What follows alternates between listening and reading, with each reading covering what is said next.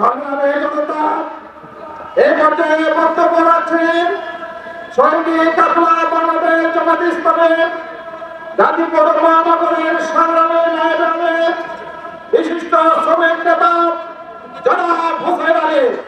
বক্তব্য রাখছেন গাজীপুরের মানুষের নেতা জনাব হোসেন আলী।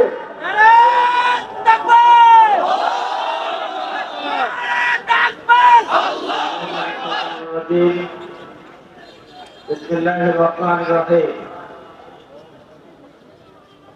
11 দিনের যোগ কর্তৃক আয়োজিত গণ-অভ্যুত্থানের দ্বিতীয় বর্ষ পূর্তি উপলক্ষে গণভোটের গণরায়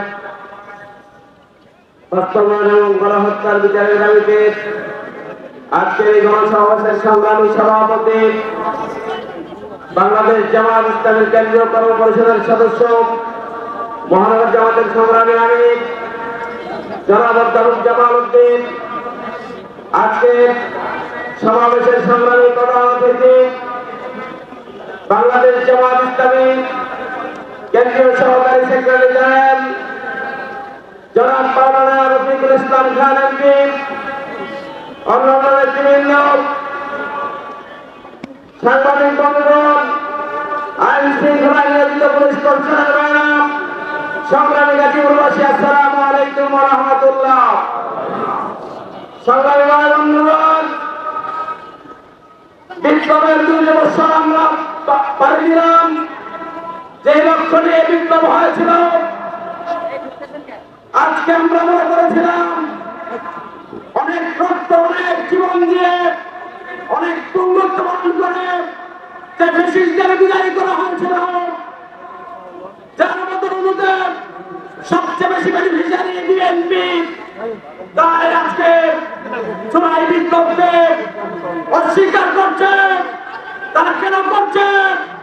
যদি গণভোটের গণরায় বাস্তবায়ন হয়, তাহলে টেন্ডারবাজি করা যাবে না, তাহলে ছিনতাই করা যাবে না, তাহলে ক্যাম্পাসগুলোতে সন্ত্রাস করা যাবে না, তাহলে চাঁদাবাজি বন্ধ হয়ে যাবে। বিশ্ববিদ্যালয় সহ বিভিন্ন গুরুত্বপূর্ণ জায়গায় দলীয় লোক দেওয়া যাবে না। তারা এটা হারে হারে উপলব্ধি করছে। সম্মানিত ভাইরা, আজকে বিএনপিকে বলছি, আপনারা এই জুলাই বিপ্লব না হলে লন্ডন থেকে আসার সুযোগ আপনারা করবেন না। আপনার মায়ের কবর, আপনার বাবার পাশে যাওয়ার সুযোগ হতো না। আজকে আপনারা প্রধানমন্ত্রীর চেয়ারে বসার দূরের কথা, এই অবস্থায় আপনারা আসতে পারতেন না। আজকে বুঝতে হবে, এই গণভোটের গণরায় যদি বাস্তবায়ন না হয়, আপনার এই সংসদ, আপনার প্রধানমন্ত্রী সকল কিছু অবৈধ, আগামী দিনে বিচারের কাজ করে দেওয়ার জন্য প্রস্তুতি নিতে হবে। সম্মানিত বন্ধুগণ, আজকে আমাদেরকে ভয় দেখিয়ে লাভ নাই। সন্ত্রাস শুরু হয়েছে ক্যাম্পাসগুলোতে। ইসলামী ছাত্র শিবির, জামাত ইসলামের নেতৃবৃন্দ ফাঁসির মঞ্চে হেঁটে গিয়েছেন। আজকে আমরা মরতে শিখেছি, ফাঁসির মঞ্চে যেতে শিখেছি।